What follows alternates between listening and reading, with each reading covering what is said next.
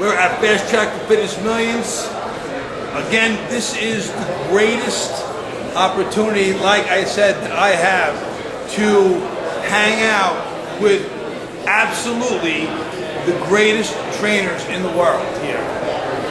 We have all converged on Morristown, New Jersey, and I still don't think that the residents know what the hell is going on here, because there's like monsters coming out. It's like, you know, attack from Mars or whatever. But I have right here, to the left of me, left of me, easily one of the strongest guys in the world. Dave Whitley from Tamer, from Nashville, Tennessee. How the hell did you get into mending 16-penny nails? Were you angry at a nail? You hit your thumb or something? Nail asked me a stupid question once. No. Are you talking? Did you just admit that you talk to inanimate objects? Yeah, I talk to them all the time. I look at it and I say, "You're just a piece of metal."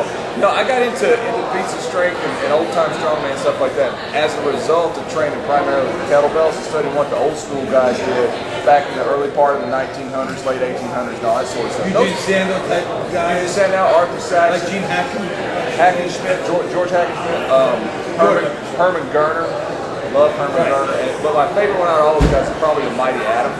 Oh? Yeah. He would bite nails like this. It's like too. A comic book character, the Mighty Atom. He was awesome. But I got turned on to that stuff because I was training with kettlebells and kind of started researching. Branched off a guy named Dennis Rogers. Right. And like you were talking earlier about being around the best in the world. Dennis is one of the best in the world at what he does. Feats of strength. He's a smaller guy. He's been named by the Association of Old-Time Barbell Strongmen as pound for pound the strongest man in the world for the feats that he performs.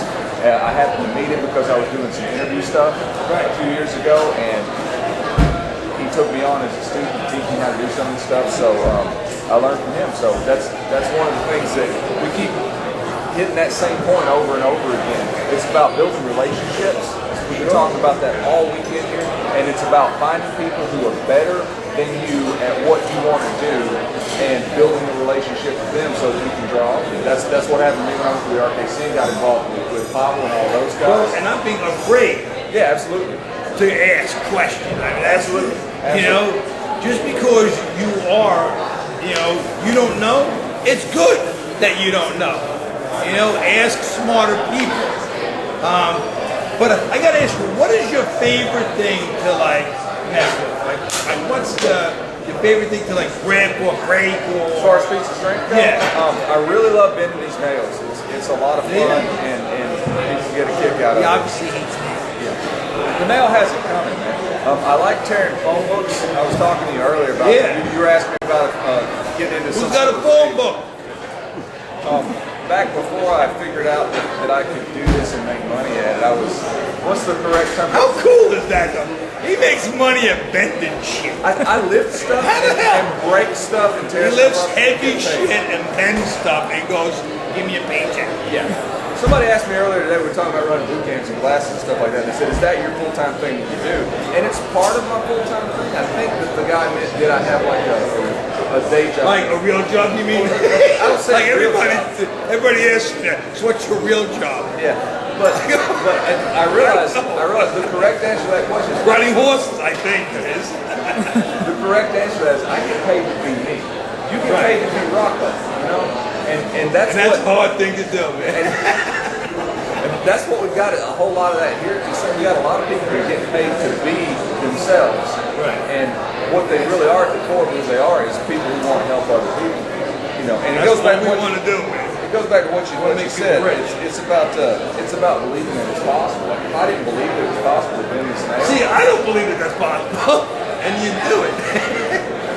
You know, if I didn't know that I could do it, if I didn't believe with everything that I got, that I could bend the nail, then the nail would slap at me. But now, do you realize that like your forearms are like bowling pins? You know that? This is something that I never want to really. If I ever got gripped by this guy, spot. Look at that. See, look at this.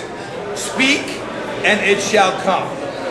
Yeah. So we got a Verizon So we have a bet now, and now we're going to get arrested for defacing property of a Morristown. But yeah, I was in between jobs, which meant I was broke, and I was delivering phone books out of the back of an old pickup truck with no air conditioner in August in Tennessee. That's hilarious. Like you were just delivering phone books, and you created a little hobby from the disdain of. Now see, this is the hard part. You can always rip one from the edge. Yeah. But this is just stupid. Well, I'll do a little bit different than that too. Because there's a trick. He's gonna go crossways, and he's gonna make a little stars probably. Paper dolls, yeah. And paper dolls.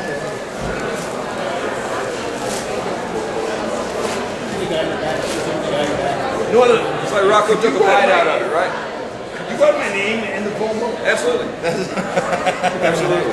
So, you think it's not already in here? It's a Jersey phone book, right? It won't be in here too. So yeah, I mean that's the kind of stuff that I do. So, like the reality that we're looking at here is not just ripped shit and bent stuff, right? I know that you really believe that you can do this stuff. So it's the belief system that you have that can actually bend this stuff. It's not just these huge formulas.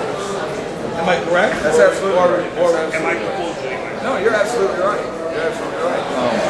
There's a buddy of mine here, BJ. He's over there. He can bend nails. You know, to look at him, you wouldn't think that he was strong enough to do that. You know, it's about putting your mind in the it's right a place. mindset. And I believe that success in any endeavor follows the same basic pattern. First, you have to believe that you can do it. Then you just do it. Secondly, you find people who are better at it than you and get them to share information on how to do it. Then you develop a plan of action and you just attack. There you go. Dave Whitley, easily one of the strongest men in the world. Go to my website, irontamer.com. Shameless plug, irontamer.com.